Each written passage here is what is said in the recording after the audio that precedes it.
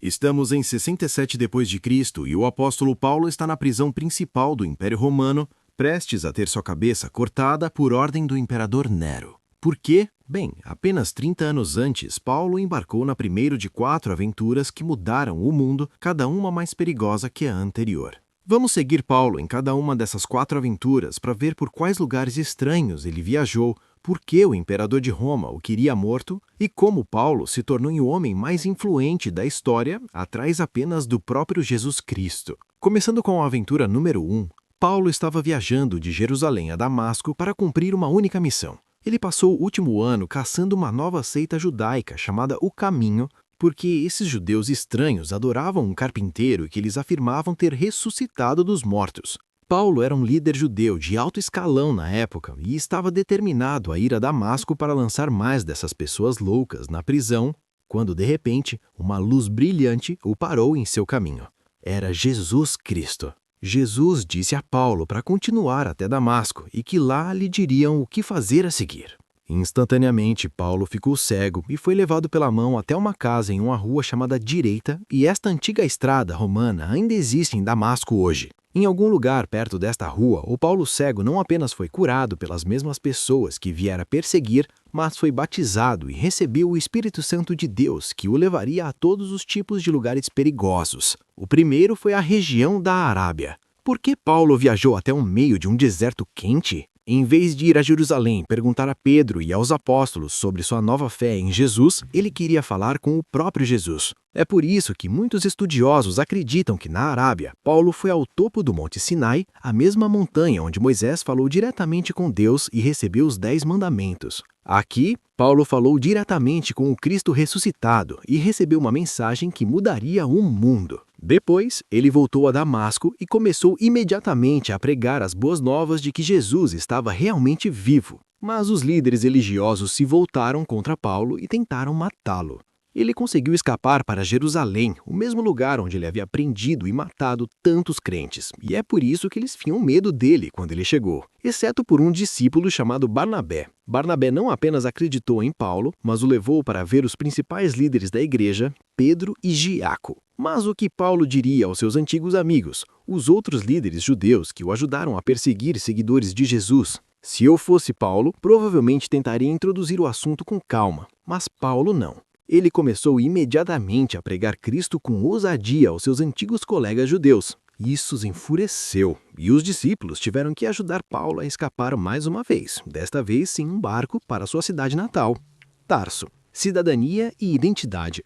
Foi em Tarso que Paulo nasceu, um judeu com cidadania romana. Ter cidadania romana era extremamente importante porque, na época, o Império Romano cobria tudo isso. E o imperador da época havia se declarado Divi Filius, que significa Filho de Deus em latim. Todo o império era obrigado a adorar este Filho de Deus romano, exceto os judeus que tinham um passe especial. Mas o que aconteceria se todos no império pudessem adorar o Deus dos judeus? Eles também teriam um passe especial para não adorar o imperador. Paulo ficou em Tarso 10 anos. Sem dúvida, os romanos ficariam furiosos ao ouvir Paulo pregando que Jesus era o verdadeiro Filho de Deus em vez do imperador. Ele ficou lá até que Barnabé apareceu para levá-lo a Antioquia, o lugar onde os seguidores de Jesus foram chamados de cristãos pela primeira vez. Pouco depois, o Espírito de Deus chamou Paulo e Barnabé para começar a segunda aventura. Eles navegaram para a estranha ilha de Chipre e desembarcaram em Salamina. Imediatamente começaram a pregar na sinagoga. Isso continuou até chegarem à capital de Chipre, Pafos. Um governador romano não judeu, Sérgio Paulo, pediu para ouvir a mensagem. Quando Paulo falava, um feiticeiro chamado Elimas tentou desviar o governador. Paulo disse ao feiticeiro que era um filho do diabo, e instantaneamente uma névoa escura caiu sobre o homem e ele ficou cego. Isso fez o governador acreditar. A equipe então navegou para a Pérgia, onde João Marcos abandonou o grupo e voltou para Jerusalém, o que deixou Paulo muito irritado. Paulo e Barnabé seguiram para 4 cidades importantes na região de Galácia.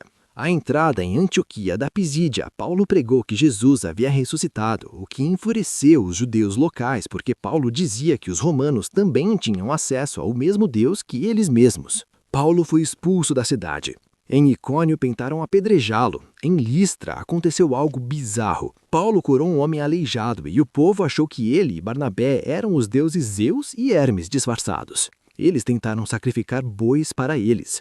Paulo tentou dizer que eram apenas homens, mas o povo só parou quando os judeus de Antioquia chegaram e incitaram a multidão a apedrejar Paulo quase até morte. Eles o arrastaram para fora da cidade, mas milagrosamente Paulo se levantou e, vejam só, voltou para dentro da cidade. Depois de um grande debate em Jerusalém sobre os não-judeus precisavam seguir as leis judaicas, o que foi decidido que não, Paulo partiu para sua nova aventura com Silas. Em Filipos, Paulo derrubou barreiras sociais ao pregar para mulheres e libertar uma escrava de um demônio. Isso o levou à prisão, mas um terremoto à meia-noite abriu as portas das celas. Em vez de fugir, Paulo ficou para converter o carreireiro grego. Ele seguiu para Atenas, o lar de Platão e Sócrates. No Areópago ou Carrilha de Marte, Paulo confrontou os filósofos gregos usando um altar dedicado ao Deus desconhecido para explicar quem era o verdadeiro Deus. Em Corinto, que era como a cidade do Las Vegas do mundo antigo, Paulo trabalhou fazendo tendas e pregou por 1 ano e meio antes de finalmente chegar a Éfeso, a terceira maior cidade do Império. A aventura final mostra Paulo enfrentando o poder de Nero. Em Éfeso, Paulo ensinou diariamente e milagres estranhos aconteciam. Até lenços que tocavam nele o curavam doentes. Isso prejudicou o negócio dos fabricantes de ídolos da deusa Ártemis, Diana. Um ouriço chamado Demétrio iniciou um motim no grande teatro de Éfeso, que pode ser visitado hoje. Durante 2 horas a multidão gritava: "Grande é Ártemis dos Efésios!"